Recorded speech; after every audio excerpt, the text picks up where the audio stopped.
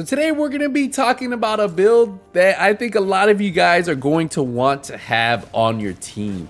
I randomly joined some guys on Heroic and we ran into some rogue agents, and these bad boys were hitting. They were throwing everything at us. They were throwing skill builds, damage builds, anything you could think of, and I was keeping them up. And not only that, I was able to help control the battlefield with the Scorpio shotgun, which actually helps out a lot, even if I can't put out a lot of damage, because my main job on this build is to keep everybody healed and keep them alive. Well, that's what we were doing right here, 100% keeping my team alive so that we could really get through this. And I think a lot of you guys have been asking for a heal build, so we're gonna call this nothing but heals.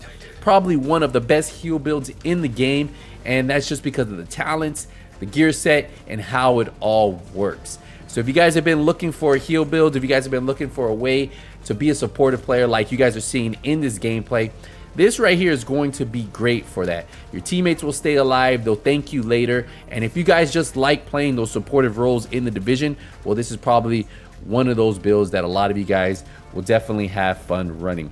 So what should we do? Should we break it down? I think so, guys. I think you guys are ready, so let's get into it.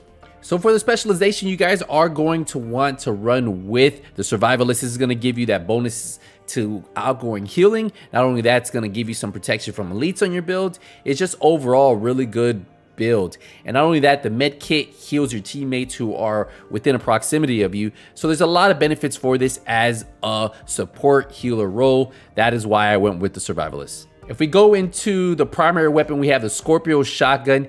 This is going to give us shotgun damage, damage to armor, critical hit damage. And then the reason why this weapon is so good to use as a support role is because of the talent. Remember, the 1 stack gives poison, the 3 stacks gives disorient, the 6 stack shocks the enemy so they can't push your teammates, and then the 7 stack gives 20% extra damage from all sources. That means your teammates, and that's why this is actually a really great weapon. If you don't have this, you can run anything you want, but this weapon is highly recommended, especially in a support healer role. For the secondary, I'm running the mechanical animal, and the reason why is because of talent future perfection. Weapon kills grant +1 skill tier for 19 seconds. But look at this, weapon kills at skill tier 6, which I am, grants overcharge for 15 seconds. Now that overcharge can definitely save your teammates, give you bigger heals, and that's 100% why this should be a good secondary, especially if you see a red enemy about to go down, swap to this, get that kill, and proc that overcharge. For the mask, we are running the Future Initiative. Now, this is probably the best healer set in the game, and it came out with the newest raid, but you can farm most of these pieces in the open world looking for the Future Initiative pieces. The 2-piece gives you that 30% repair skills, 3-piece 15% skill haste, 30% skill duration, and the 4-piece, which really gives this build the power, increase you and your allies total weapon damage and skill damage by 15% when at full armor. When you repair an ally, you and all allies within 5 meters of you are also repaired for 60% of that amount. So that's what's pretty cool about you. You repair one ally, anybody within 5 meters of you also get repaired. And this also gets improved with the backpack talent, and we'll talk about that in a second. So we have 1 skill tier on here, repair skills and repair skills mod. Now for the chest piece, we are running the Alp Summit chest piece because it gives us that 20% repair skills for the 1 piece. We have skill tier on here, repair skills. Instead of the hazard protection, if you can get one with skill haste, that's ideally what you would want. And then we have 17.8% repair skills mod. We have empathic resolve, which is probably the best chest piece in the game, for healers. Repairing your ally increases their total weapon damage and skill damage by 3 to 15% for 20 seconds and 1 to 7% if self. Now, why this is actually really good is because since we are at skill tier 6, that means we're going to get the 15% weapon damage and skill damage for our allies and the 7% for ourselves. So really good talent to run. For the holster, we are running a Future Initiative holster, and that's going to be skill tier and repair skills. Our 3rd piece of Future Initiative is the knee pads, and that's going to be skill tier and repair skills. Now for the gloves, we went with the exotic gloves, the BTSU gloves, and the reason why is because this is actually really good for team play. It comes with skill tier, skill haste, and repair skills, but look at this. It grants 15% Hive skill haste per skill tier, so we're at 6. That's amazing.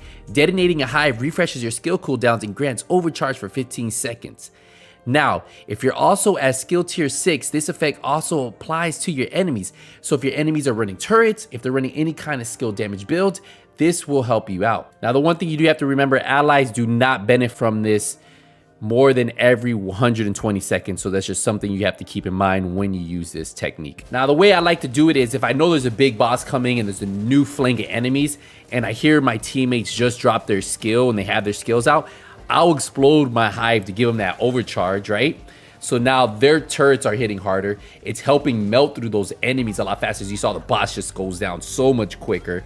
And all the enemies just start to get cleared. And then I just make sure that I'm healing my teammates while I'm waiting for that hive to come back, and then I drop the hive again.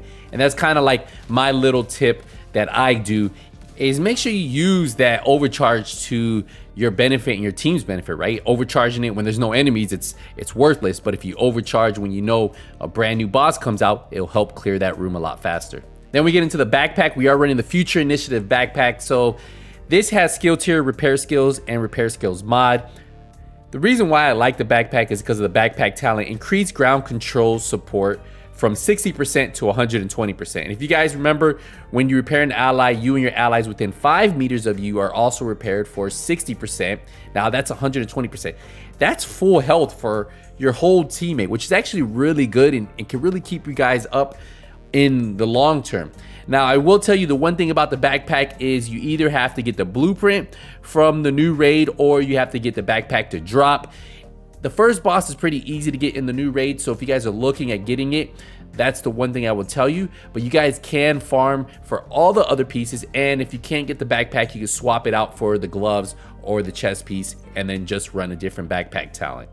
Now, the skills I'm using is the chem launcher. If you guys look, ally repair is almost 1.5 million armor. Repair over time is almost 300,000, and that's why my teammates can stay up.